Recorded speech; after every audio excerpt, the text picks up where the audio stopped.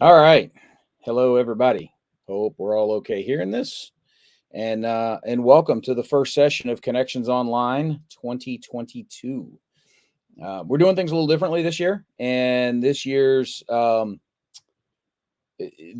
intro for Connections Online is most of our videos are going to be unlisted because they're for the registered participants only. However, this one is open to the public. So folks that don't know anything about professional wargaming or might have an interest in what they think professional wargaming is, get an opportunity to check this out before they register for the conference. So this is sort of our teaser. It's kind of our infomercial for Connections Online 2022. And so big thanks to Chris Weave for not only being the lead sled dog in all of this, but also handling production behind the scenes. I'd tell him to wave, but you wouldn't see it anyway. So we're going to dive right into a set of slides here. We got about 2 hours to go through all of this and answer a bunch of questions. My gut is that everybody that's watching this live probably already knows about professional wargaming, but that's okay. We're going to do this anyway, and hope everybody learns a little something while we're doing this. So, Chris, let's go ahead and pull the slides up. Let's get these things cranking. And so, Connections Online 2022. This is the introduction to professional wargaming, and away we go. So, first, a warning on this. This presentation is designed for those who have no prior knowledge of or experience with the world of professional wargaming. And so if you do already work in this field or have some knowledge of it, you're going to be bored to tears and probably a little underwhelmed at how simplistic we make this whole thing. Because again, this is intended as a very low level orientation to this. This isn't even a 100 level college course, right? This is a 0 level college course. So that's what we're doing. So what are we going to do? We're going to talk about what is wargaming in general, and then what is professional wargaming, and then we're going to talk a little bit about case studies and examples. And I can already tell the audience is chuckling at that first bullet because they know who I am and they have some experience with me talking about what is wargaming. So here we go. What is wargaming? Look, it's an all-encompassing term that covers a lot of ground. Interestingly enough, there is no one specific definition. There's no doctrinal definition from the Marine Corps or the Army or NATO or anybody else. This does not exist. So this is wide open, and there's a lot of ground we're going to cover. We're going to show you a couple of examples of what these things cover. So, all right. So, 3 generally agreed upon criteria in the professional wargaming world in particular. There needs to be some competitive play. This has to be something where there are decisions on both sides that can affect what comes out of the actual action. There has to be some form of adjudication. There has to be some sort of decision that between those two competitive sides, that there is a specific result that comes out of this.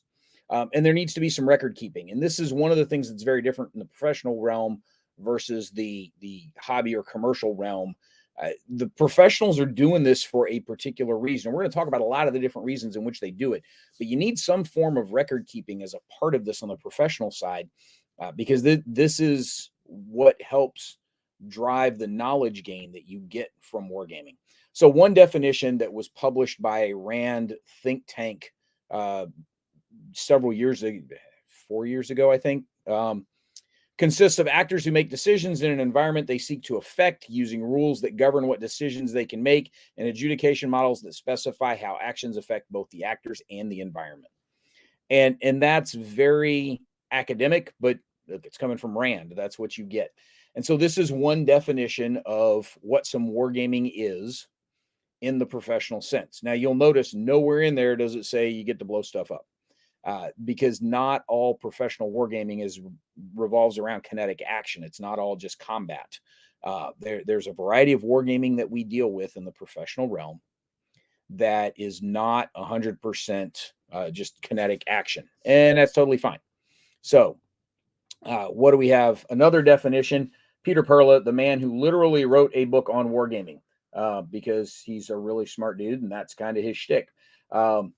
Wargame is a warfare model or simulation using rules, data, procedures, not involving actual military forces, right?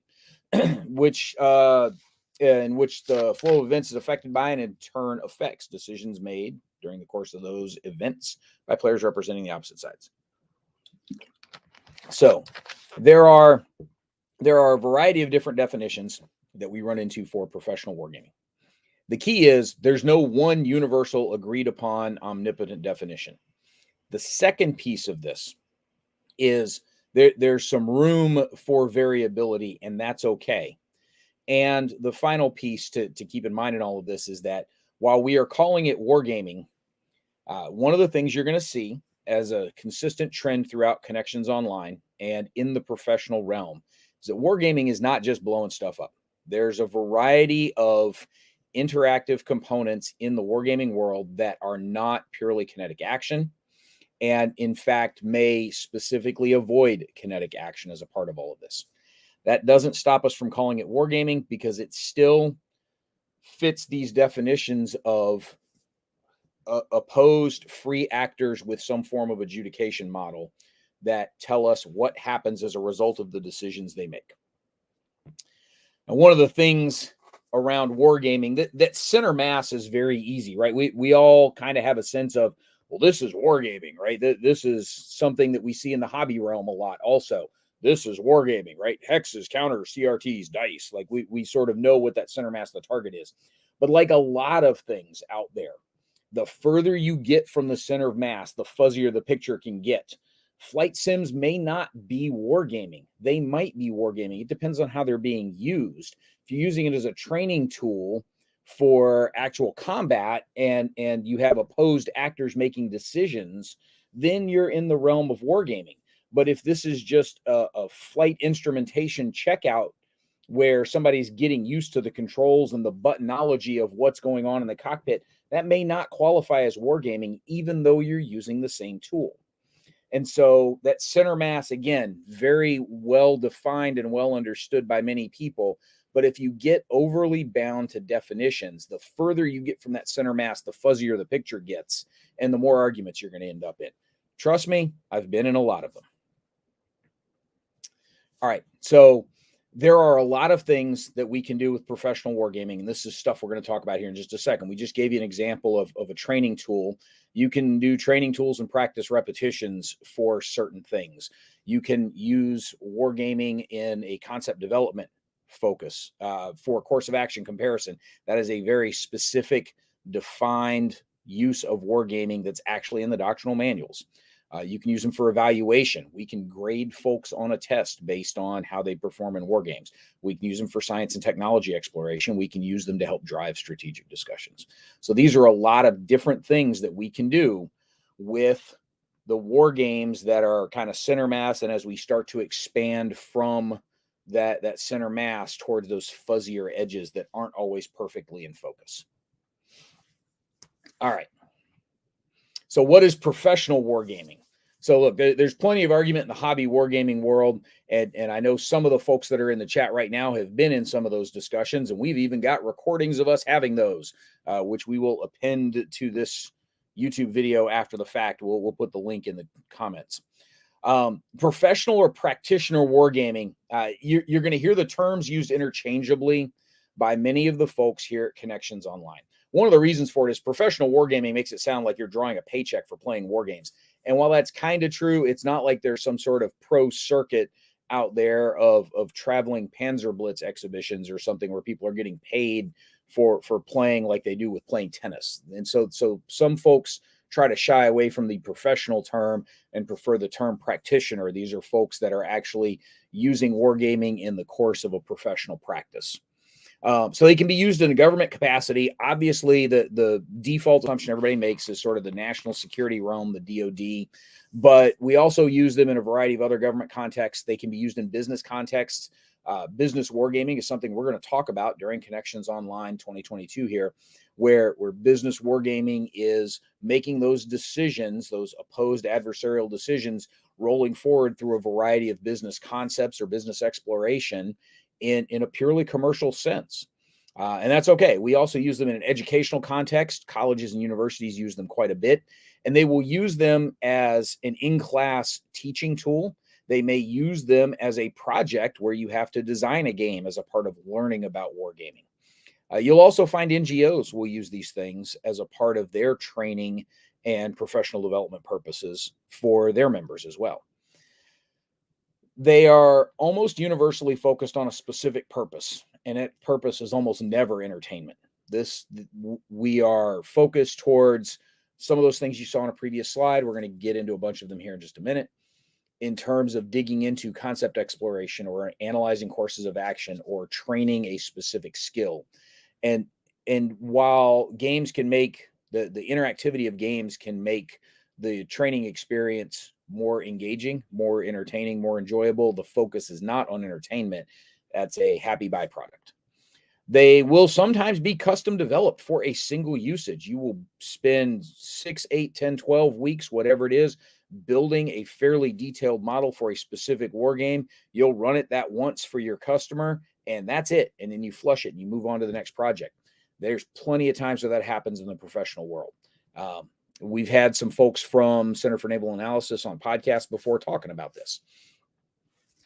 So some training tools. These are one of the uses of professional wargaming. This is the one that folks are probably most commonly have the most common framework for. It's an opportunity to isolate and practice a specific skill or process. This gives you an opportunity to train through repetition the ability and usage of certain skills. When I was in the military, we used to have the tank fire simulators, the UCOF, the Unit Conduct of Fire Trainer. It was essentially a video game, but you had a tank commander and a gunner sitting in a mock-up of their half of the tank turret. All of the switches, all of the buttons were in the same place. You had a controller sitting outside of that space that was providing you the stimulus that you were seeing on the screens for the different engagements you would fight. And so when we go back up towards the top and we look at some of those descriptions, there was an AI behind what we were engaging with in that Unit Conduct of Fire Trainer. But remember, one of the options in the professional wargaming realm is that the decisions of the participants affect the environment, not just other actors. And so in our case, we were practicing the tank range. And so we would, the shots we were taking were impacting the targets that we would replicate from the tank range. That is an example of professional wargaming as a training tool. That kind of training tool is not something you're going to find just for entertainment in somebody's desk back in their house, largely because a 2-man tank commander and gunner station is very hard to rebuild in your house. Sounds like a lot of fun, takes at least 3 people to operate, and a whole lot of space that these things take up. So this is a training tool, can be fun, not designed to be fun. Course of action comparison. This one is actually specified by the U.S. Army military decision-making process, and then also the Marines have adapted a similar version of it to the Marine Corps planning process. And you'll find similar ones in other NATO forces and other Western militaries as a part of the decision-making process, where you've received your mission, you've done your mission analysis, you've put out your initial warning orders to your subordinate units of what's coming up. You need to develop multiple courses of action for how you're going to accomplish that mission. And you are expected to war game through those courses of action. And those courses of action during the war game will be evaluated on criteria that is specified by the commander that says, hey, while I care about winning the fight, I also care about this being logistically supportable. I care about which course of action allows us to retain the most combat power after the fight so that we're prepared for whatever follow-on mission we think we're going to get. It may be that your course of action, one of the key evaluative criteria is the time that it takes to complete the mission, because you're trying to stay synchronized with units on either flank with you. And so you're assessing not only those varying outcomes of the mission, but also your time and resource requirements. And those things matter. It may be that you have to trade greater casualties for a faster mission accomplishment if time is the most important criteria that the commander gives you. These things are actually specified in the doctrinal manuals. The process by which it happens is not well specified, but in terms of an adjudication tool or a timekeeping or record-keeping measure, but this is a directed step that does exist within a mission planning process. All right.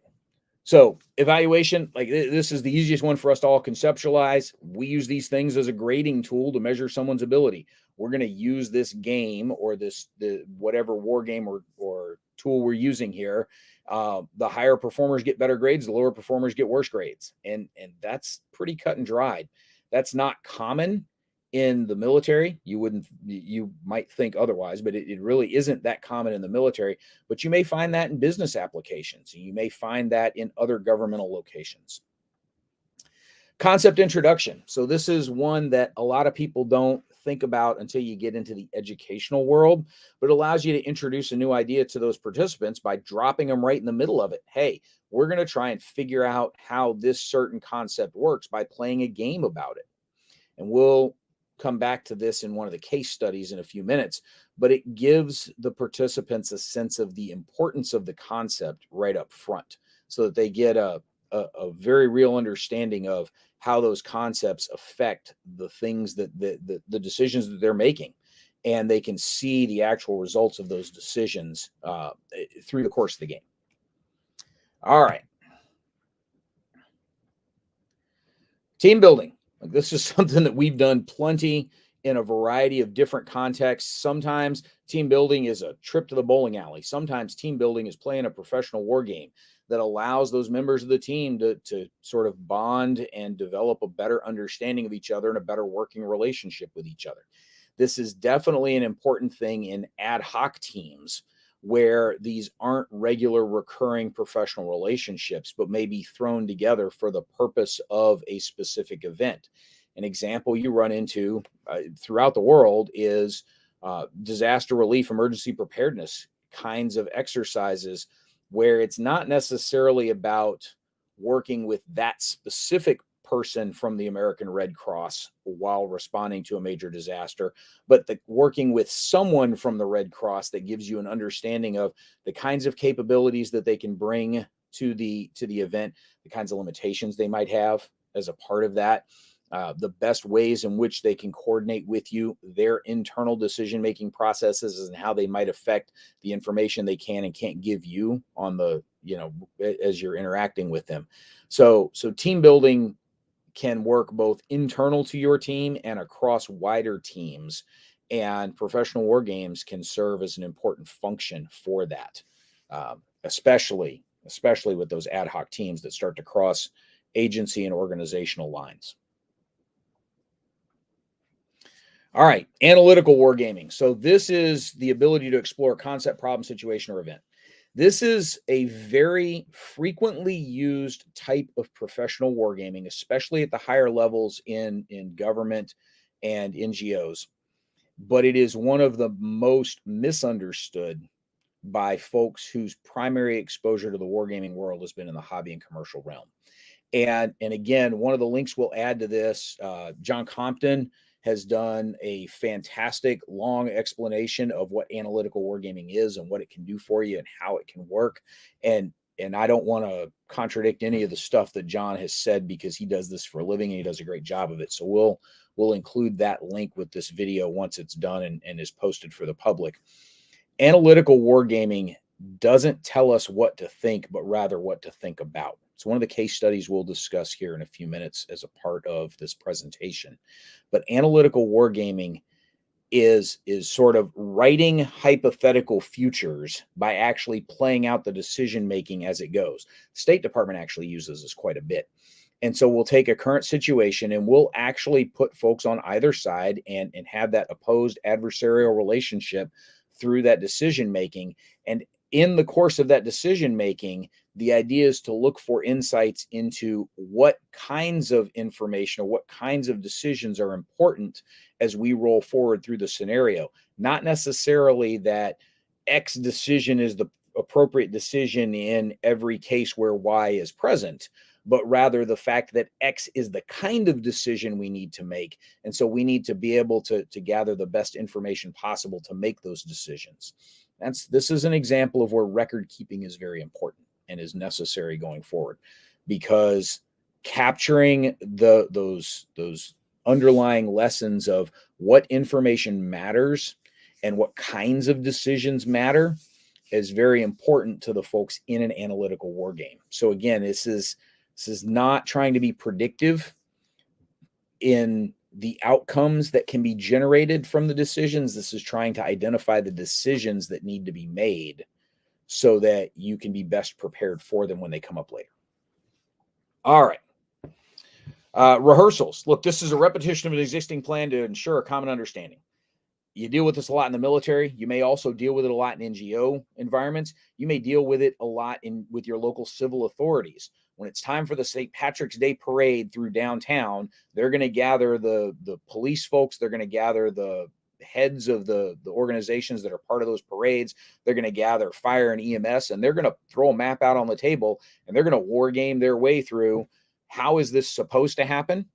Okay, now if something starts to go wrong, what do we do? If we have a vehicle breakdown, if we have pedestrians get in the way of the route, if we have a dog run loose on the route, right? What are all of those different circumstances that we're going to possibly encounter, and what's our reaction to them? What do we do if we have somebody faint on a float? So EMS guys, what's your reaction? Fire department, what's your reaction? Float drivers, what's your reaction? How do we deal with these sorts of things? These kinds of rehearsals are used all over the place, not just in a DoD and national security realm, although they are obviously very important to the military folks. So this gives the leader an opportunity to reinforce guidance and intent at that level as well. But it also gives all of the individual players in an operation a chance to see what the big picture looks like, so they have a better understanding of where they fit into it all. All right, so with some case studies and examples, we're going to show off a couple of, I think we got about 4 of these, where there were some specific lessons learned from some very particular examples and how these things were executed. And they'll sort of put those previous lists of ways in which professional wargaming is used into sort of a more tangible, understandable format. I do want to stress that the uses for professional wargaming that we just went through, that is not the full universe of possibilities. That's just giving you a sample of how these things can be used and not necessarily everything.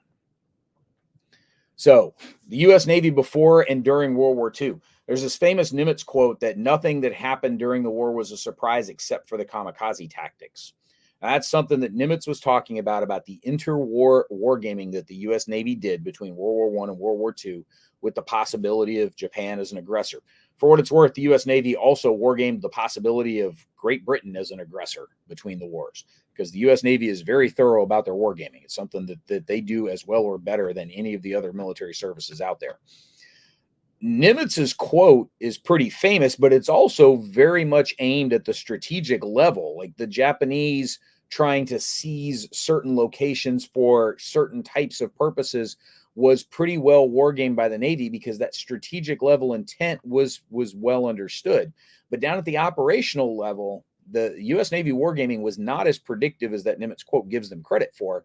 There were some Japanese tactics, specifically night operations, but also some torpedo usage that did catch the Navy off guard and required some readjustment as a part of their lessons learned from the actual battlefield. So the U.S. Navy does, again, as well or better than the rest of the services in terms of their wargaming, both today and throughout history. Between the wars, between World War I and World War II, the Louisiana Maneuvers were pretty famous from a U.S. Army standpoint, and everybody likes to tout U.S. Army actual field maneuvers for the Louisiana Maneuvers for helping develop some concepts of mobile warfare that Patton was able to implement later. As good as those were field exercises, not real war games, and pale in comparison to some of the stuff that the Navy's been doing at the Naval War College for a long time, back to then and since. And so the U.S. Navy's use of professional wargaming to roll forward possible future scenarios against a variety of adversaries is something that paid off in World War II at the strategic level. Aftershock. We've actually got a session of Aftershock on the calendar for Connections Online 2022. This was designed for use by relief agencies and disaster response capabilities. So this was not designed by the relief agencies. It was designed for use by those folks. Aftershock actually came out of a Connections U.S. game lab back in 2012 when Connections was held at the National Defense University. And the scenario is a large-scale disaster relief effort following a major earthquake. Now, it's a fictionalized scenario, but it's pretty closely based on what happened after the Haiti earthquake years ago. And what did the disaster response look like from a variety of agencies, from a variety of different places, everyone trying to help, everyone meaning well, but in many cases working at cross purposes or tripping over each other. And so this is a professional war game that is designed to give insights into the kinds of coordination that's needed between all the different players in order to maximize their capabilities and work as well as possible together for the relief of the country you're there to try to help. But it also gives that team building, the team building environment that we spoke about earlier. Does great for building that, does great for providing folks some insight into the kinds of challenges you face in a disaster relief scenario, which is very different than many other wargaming scenarios that are primarily focused on blowing stuff up. In this case, we're trying to unblow them up, right? We're trying to put everything back together and help the population as best as possible. And your assets in Aftershock are not tanks and ammo. It's water and medical supplies and personnel that you can move around to help support the local populace for things. There are also some political considerations with the local populace. You can't just go in and start cleaning up only one part of the local community. The rest of the community is going to be mad at you for not helping them also. So these are the kinds of decisions and considerations that can be uncovered in a game in a professional setting like this. And Aftershock has turned out to be a pretty popular tool for that. Matt Caffrey, who wrote the book on wargaming, which is a great history of wargaming, professional wargaming, and the PDF's available for free online, so you can go grab that and give it a whirl, or you can order a printed copy. I think it's from the Naval War College Press, but don't hold me to that. Somebody will correct me in the chat if I'm wrong there. Following the Soviet invasion of Afghanistan, one of the concerns that came up was, hey, what do we do?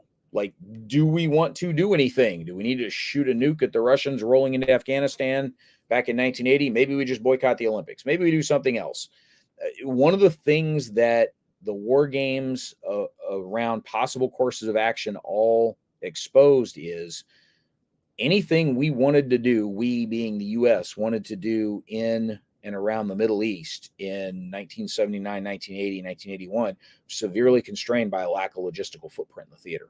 We didn't have a lot of anything pre-staged, but we didn't have a lot of the logistical needs in terms of basing rights or local contract agreements, just to be able to fuel up ships. We didn't have those in place.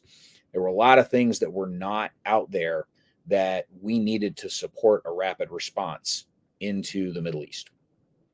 So what do we do? Well, that goes back to the analytical wargaming that we talked about earlier. This identified a particular constraint that we needed to focus on. And so it wasn't necessarily pre-stage this amount of bullets and then you've got the ability to do something else down the line. What it informed the decision makers of was the lack of logistical footprint, the lack of basing rights, the lack of warehousing, the lack of anything else constrained your options. So if you want a wider array of options for action in that part of the world, these are the things that you need. Not necessarily I have to have, B-52s flying out of Diego Garcia, but I may need a forward located air base in order to support some sort of strategic air mission. Doesn't have to be Diego Garcia. That just turned out to be the one we ended up with. So this is an example of an analytical war game, sort of assessing the options we have in the Middle East in 1979, 1980, 1981, and coming to the conclusion of we need more in order to support a wider array of options. There you go. Thanks for throwing that on the crawl there, Chris. All right. Gemstone. This one was one that I was particularly involved in. And so this is one I can talk to quite a bit. This was used as a kickoff game at the International Combating Terrorism Fellows Program at the National Defense University in Washington, D.C. The program is a year-long program primarily for foreign students. Out of the 80-odd students that were there, probably at most a dozen of them were Americans. And even the Americans weren't all DOD folks. There's somebody there from the Department of Energy or from the State Department. The idea is with this specific game, this is a kickoff game. This is the first event they do as a class after, sort of get your books, learn your way around campus, which is primarily one building, so it's not a lot of campus to deal with. Meet your faculty and here, go play this game for a week. And so it introduced the participants to the new concepts, the new material of how are you best positioned and best capable of responding to a counterinsurgency at the strategic level. So you are the national government, maybe some regional governments focused on an internal counterinsurgency. And how do you deal with this? What kinds of assets do you have that you can deploy to help tamp down that counterinsurgency? What kinds of tools don't help, because those are still in your toolbox, but not every tool is a hammer. And so what this does is this is a team building exercise for the class participants. It's nothing like getting to know the rest of your class, quite like having to go solve a major counterinsurgency problem in the first week. You have to talk to each other to figure out how this works. It also allowed the faculty who were there as observers, they were not part of the exercise staff, they were there as observers, to get a good understanding of the kinds of knowledge and capabilities that the participants were bringing to the table in class. It also, in addition to just the pure team building exercise of getting to know each other, it gave everybody in the course a common point of reference for anything else the faculty were teaching for the rest of the year. The faculty could always point back to that initial gemstone exercise and say, hey, remember when you did this during the exercise? And because everybody was there and everybody did it, they've all got a common reference point that they can share that isn't necessarily valid if you've got different people talking about their own internal countries and lessons they might have learned from their specific situations. So this one covered a lot of different ground in terms of its purposes. It was a week-long event, all day long, that was run by the Center for Applied Strategic Learning at the National Defense University. I was one of the contractors there helping support it, that helped build the digital model that drove the adjudication for the game. And so I was the one in the room as we were executing, responsible for keeping the computers running. So that was my involvement with it. So that is another case study of how professional wargaming can be used in a non-pure entertainment sort of approach. All right. With all that said, we're actually way under the amount of time we had budgeted for this, because the intent was a whole lot of different questions from the audience.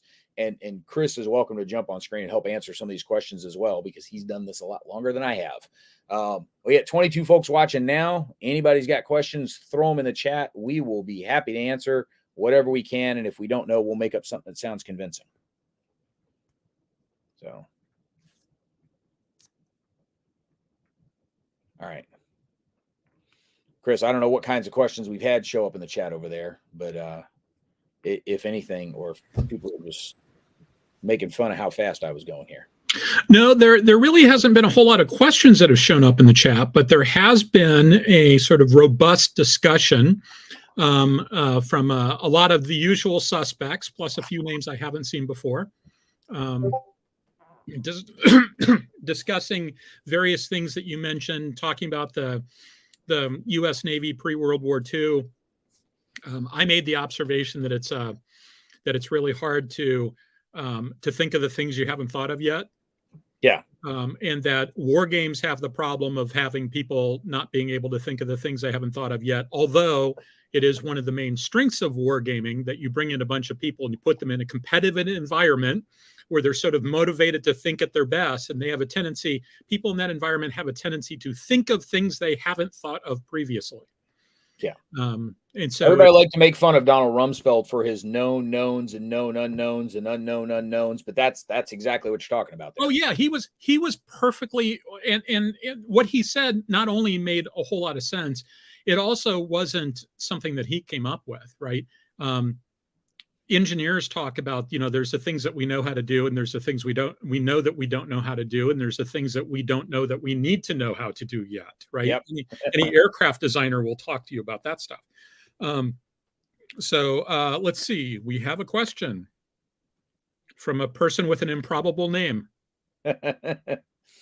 I'm curious if that person is beaming in from outside the planet somewhere. Could be. That does kind of look like a Stargate address. Yeah. So in terms of games I'm enjoying playing at the most at the moment, those aren't necessarily from the professional ranks, just on the personal side.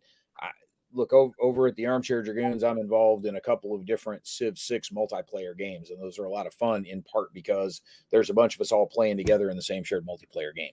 Totally not an analytical tool, really, in any way, shape, or form.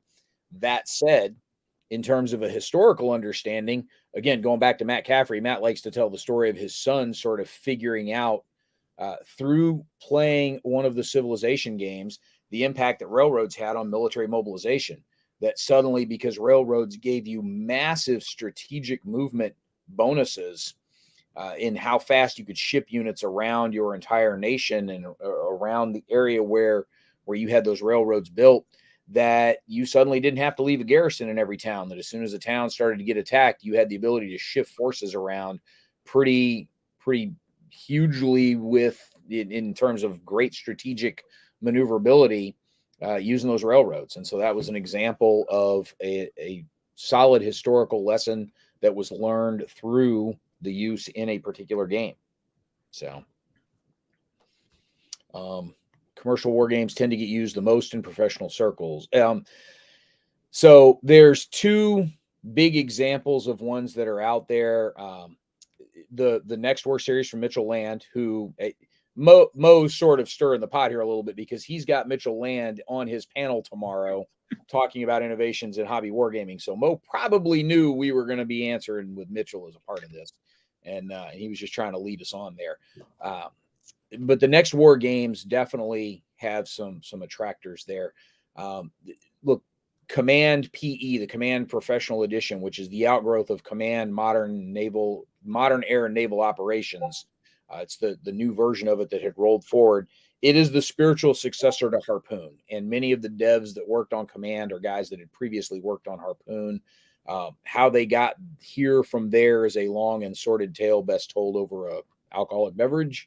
But Command PE, the professional edition of it, can do a lot of things, especially in the air and naval realms that they were designed to do. And Chris can talk a little more about the details of what that one can do for you or not. Yeah, I would add on to the idea that there are occasionally sort of official efforts to take something from the commercial world and move it over. Command PE is a example of that. Occasionally you see that with board games or something like that, but they're usually focused, as in like this professor at this war college has decided to use this game. Right. And it's official from the standpoint that it's something that's on the syllabus, but it's like one guy who's doing it for this specific thing. And if he doesn't, when somebody else starts teaching the class, it goes away. So the exception to that is, or actually it's kind of an example of that is Mike Dunn and James Sterrett at Army Command and General Staff College. They use a lot of commercial stuff. They bring a lot of commercial stuff in and play it in their war game design class and in some of their history classes. So there's some of that going on, but there really isn't this wholesale importation of stuff that comes in.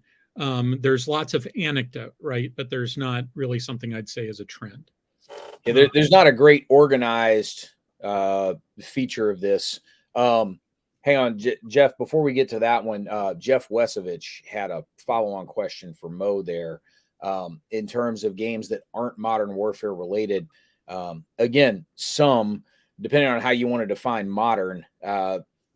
Chris mentioned Sterrett and Dunn at the Command and General Staff College. They've used Holdfast Korea as a part of the exploration in the military history department of the Korean War. If that's too modern for you, you can go back to Jim Lacey's use of some Peloponnesian War games at the Army War College in Carlisle, Pennsylvania. I think he had used them in a spot at the Marine Corps University also.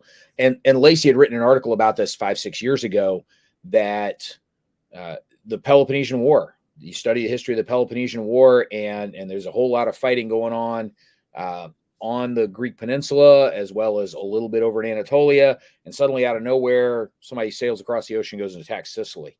Anybody reading it sort of like, what the hell? Like, why are we going after Sicily here? Well, it turns out in the midst of a war, your fields don't get planted real well. Farmers aren't farming because they're off fighting, and food supplies start to run a little low. And suddenly those wheat fields over on Sicily start to look real attractive to help keep your army in the field. And so somebody turns around and attacks Sicily to go bring those food supplies back to the war they're fighting over in Greece. And so that's an example of a game that was put to use in a specific curriculum context that is not modern warfare related. It also fits the example Chris just gave of anecdotal usage, right? Those games are not baked into the curriculum at all levels, that when instructor A rotates out and instructor B rotates in, that game stays in place and is continued in use. It's dependent largely on the individual instructors and what they bring to the table. So, all right, I'm going to throw a comment up real quick because I think it's an important comment. Yes. Set expectations and define wargaming. The set expectations is huge, right? Expectation management. Look, I've spent a lot of years as an IT project manager. Expectation management is like the number 2 bullet in your job after managing the calendar, right? Managing everybody else's expectations. And so being very clear about what things are going to do for you and are not going to do for you is a hugely important thing to get right up front. A lot of folks look at war games and, well, this predicted the way certain war was going to, well, it might have just dumb luck figured out that this might be how certain things will unfold. More often than not, they are not predictive, but they are illustrative of the kinds of things you need to care about, not that specific action in that specific place is the key to the war. Insight, not answers. I mean, a really quick way to get for failure, a really quick way to adopt failure is to approach wargaming as, if I can only figure out which war games are predictive, right? Yeah. Because a prediction that you can only tell as a prediction is good after the fact doesn't tell you anything, right? Correct. I can predict it's going to rain tomorrow and I'm either right or I'm not right. And if it's a really generic prediction such that, it's just a probability thing, it probably isn't very useful. The more specific you get, the more likely you are to be wrong. And if I have to wait until tomorrow, who cares? Yeah. Right. So so in that particular instance, it's not like, will it rain tomorrow? That's the interesting thing. It's, what are the implications if it rains tomorrow? Like, I'm going to, at some point tomorrow, I'm going to get in my car and go off to a doctor's appointment. When I do that, if it's raining, what does that mean? Right. Yeah. So that's the important part there. So I was just going to say, this applies not just, we talk a lot about the DoD and national security worlds in part because that's where most of us conceptualize wargaming's key usage.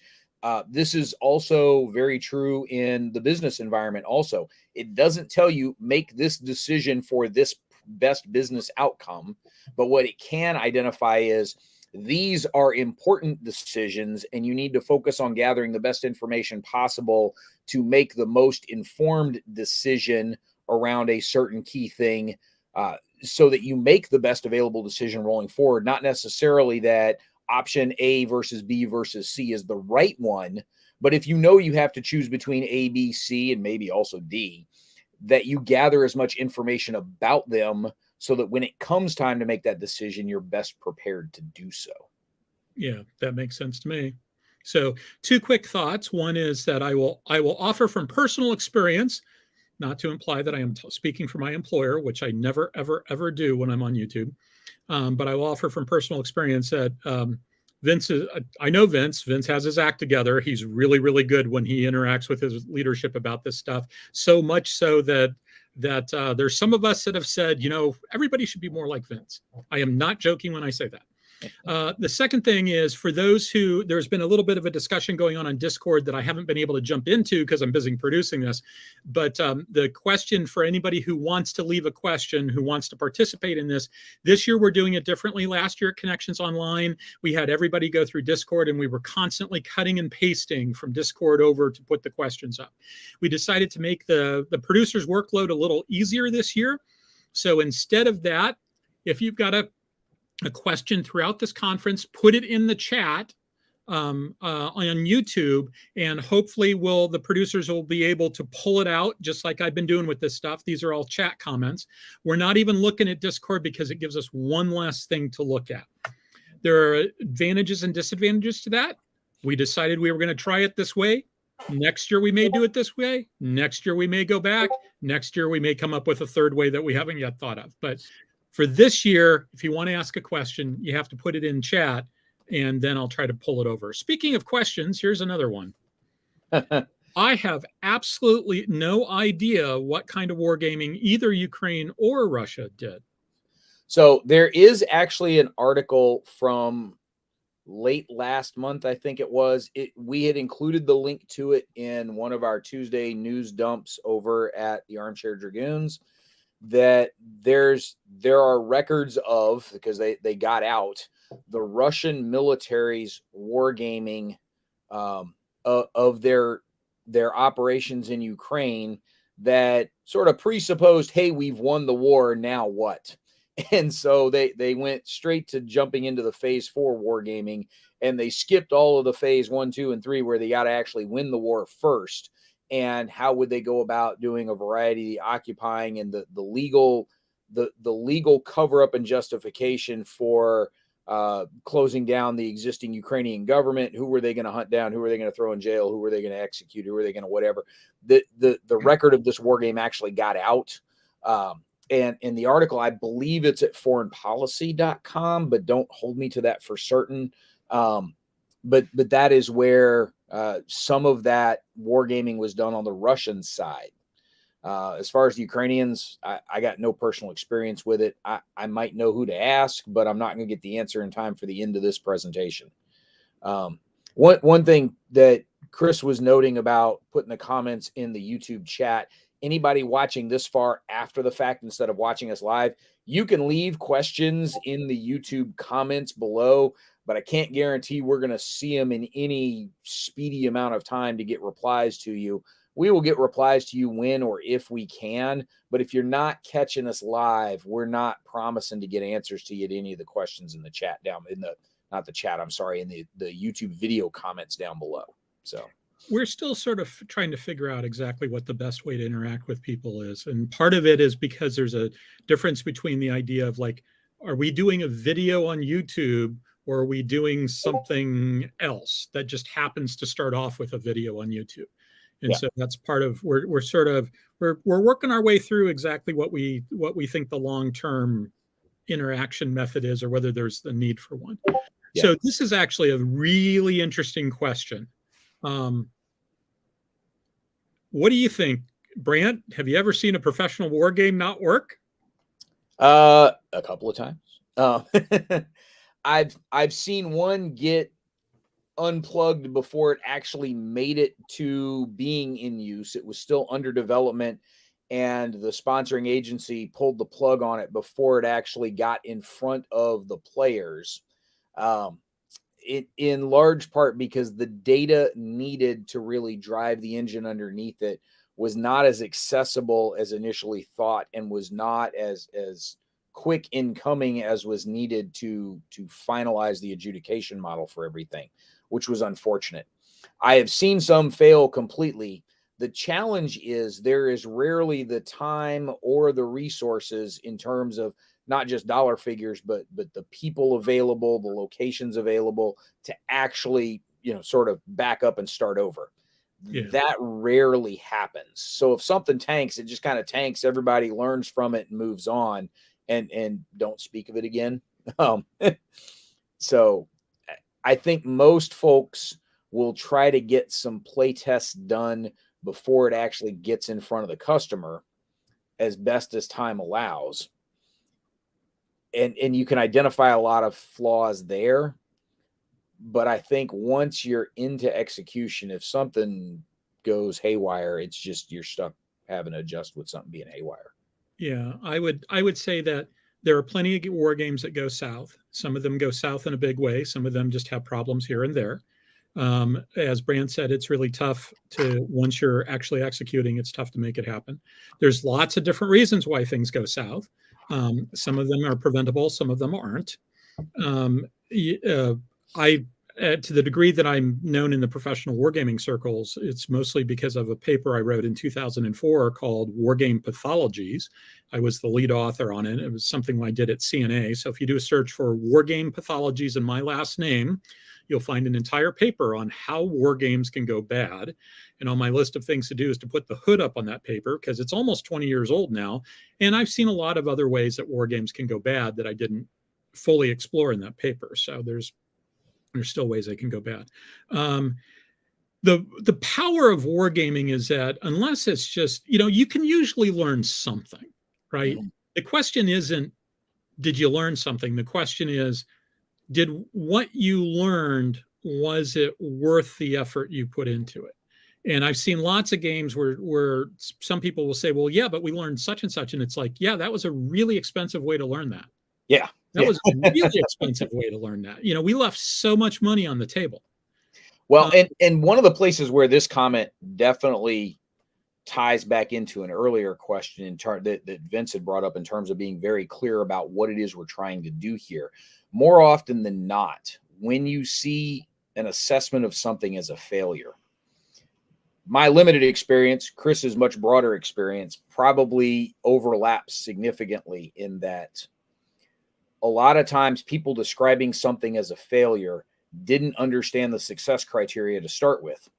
And by applying their own, judged it to be a failure against measures it was never attempting to achieve in the first place.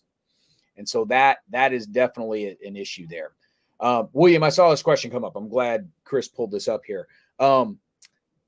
There is the challenge of the more inclusive name. Absolutely. And one of the panels that we have on Thursday is actually wargaming other than war, right? It's going to be specifically about games that use wargame-like mechanics to address topics that are very specifically not war. One of the folks going to be talking in that panel is Kevin Bertram, who has designed some war games, but has one coming out later this summer that's Votes for Women. It's about the attempted ratification of the constitutional amendment that gave women the vote here in the United States. And the types of influence and control mechanics that you need to try and replicate that scenario are things that are also useful in high-level, strategic-level wargaming. And so that's a place where the kinds of mechanics overlap. In terms of the inclusivity of the name, the challenge you run into is people start to get really pedantic about definitions. And one of the biggest ones out there is the idea of changing the term wargame to conflict simulation. And that's where Consim World, one of the big websites in the wargaming space, gets its name from. The problem you run into is not all conflicts are wars, and games and simulations are not necessarily the same thing. And so what is it that we're actually talking about? I put a couple of wargaming definitions up front and pointed out there is no great agreed upon definition. And Mo's actually been a part of the podcast where we sat down and argued about a definition of a war game for an hour and a half. And ultimately, I think we all agreed that I am 100% right and nobody else knows. I'm kidding. But the definitions do matter when you're talking to external audiences. And the challenge is, what's a better term for it? And I saw the comment come up about maybe serious games.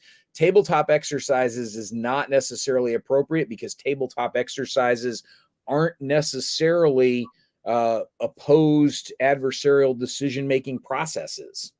So that's not necessarily your best term. Serious games helps.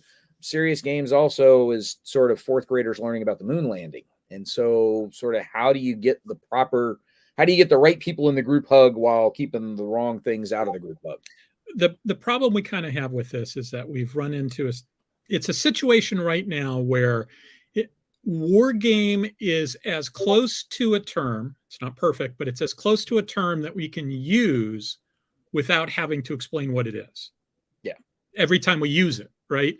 Whereas any of these other terms, it's like you have to say, okay, we call it such and such, and then you have the discussion about it, right? War games, okay, yeah, that happens some, but it happens a lot less. I totally agree with the idea that it's not the best term, but there just hasn't been another term that's come along that everybody's been able to go, ooh, yeah, that's it. Yeah. So, Yeah. Okay, I think one more thing, and then I at least am going to have to bail because I have to go do a training session. We had booked this out at 2 hours, not knowing what kind of audience commentary and response there was going to be, but also I didn't want to get overly preachy with the initial introduction to things. I wanted to give folks a big, wide, one over the world view, and that's why I said at the very beginning, people that have any experience in the professional wargaming space probably looking at this, scratching their head and going, well, no duh, right? But the 20-year-old college kid that has no idea what we're talking about in this space, that's sort of your target audience there. Business folks who have no idea what wargaming can do for them was more of the target audience here. And so we left a larger block of time for Q&A if needed.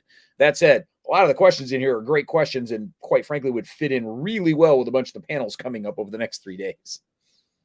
Yeah, so. And I think I've actually got somebody in the green room to do training with. So so I need to leave. Do you want to try to keep going? Let's do this question from Beeler and then we'll wave at everybody and call it a day. Okay. So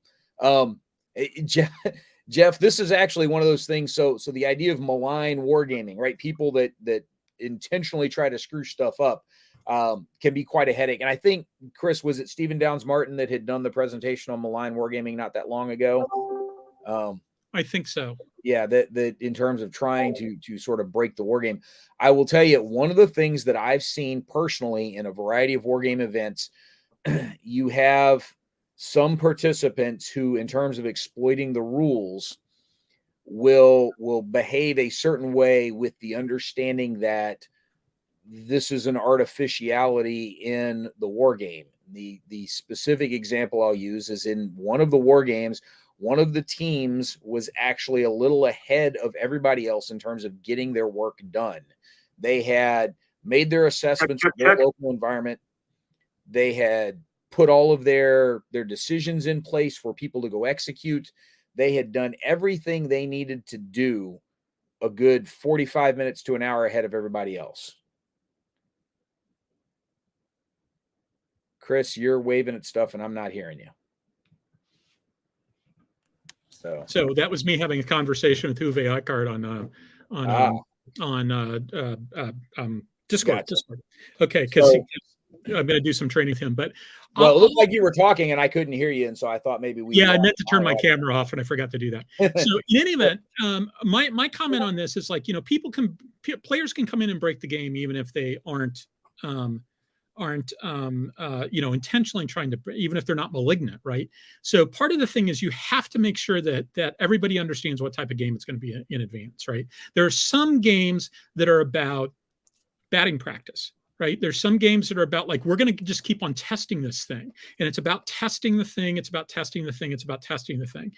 And, you know, and if that's the case, you don't necessarily want somebody going and doing free play stuff on them. Right. It's like, oh, great, I solved the problem by not testing the thing and going around it. Right. That doesn't help. That doesn't help. Everybody should ask me sometime what my opinion is about Millennium Challenge and Van Riper. Because I think the real issue there is that he was there to do a specific job and he decided to do something else instead. Now, patriotic American was trying to do the right thing. I'm doing the very quick version of this. But the important thing is that like the head of the red cell and the head of the blue cell both work for the white cell, right? The white cell's trying to get something out of that game. And so they need to be following that particular, whatever needs to happen there. I am not saying gun deck the results. I'm not saying, you know, like we're going to pretend that this is a real game. What I'm saying is if somebody comes and says, look, we need you to attack the fortress because we're trying to do fortress defense.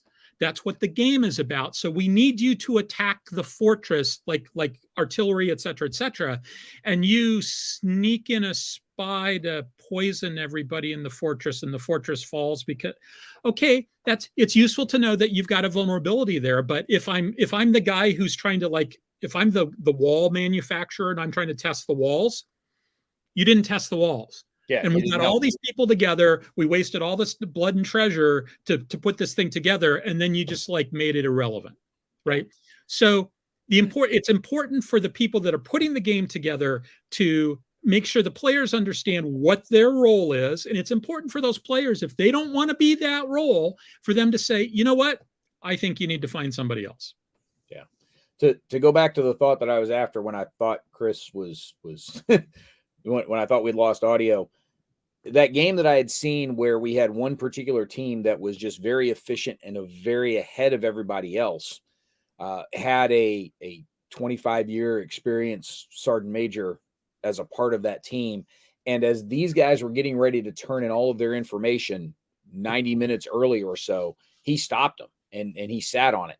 And again, I'm there as an observer. I'm not part of the white cell, so I've got no real authority to tell him, no, go turn your stuff in. But I asked him, I was like, what, you guys are done. Why aren't you getting your stuff in now and go ahead and get it over with? And it's because this guy had been around military exercises for 25 years. And he knew that if you got ahead of schedule, that the white cell is now just going to start throwing random crap at you to keep you busy rather than just let you be done early.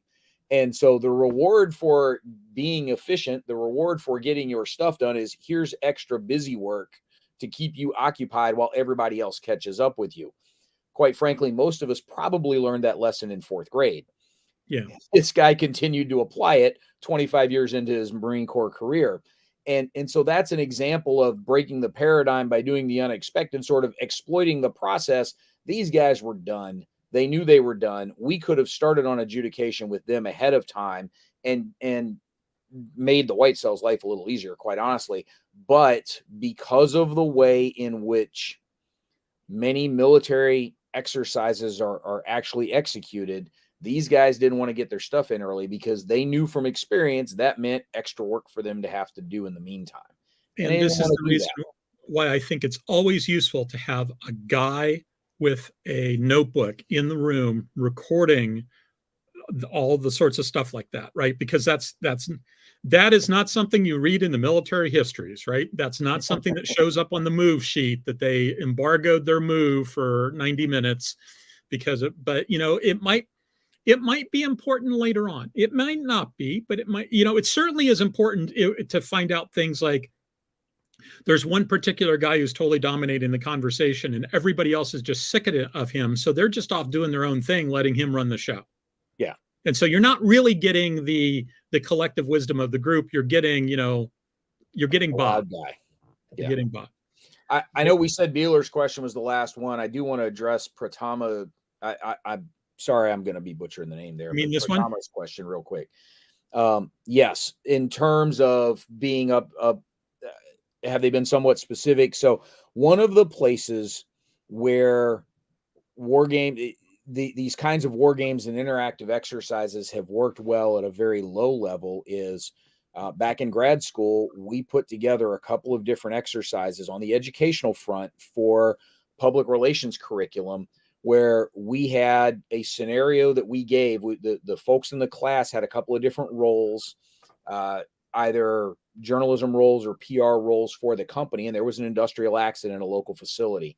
And we had the slides set up such that every 30, 40 minutes or so in a 3-hour class, we'd hit next slide and it would update the situation. And now there was the whole class was forced to react to what's the new information that's now come out. Family member found out information X and is now spreading that around, that people now have to react to that. Are journalists chasing that lead? Are they trying to confirm the information?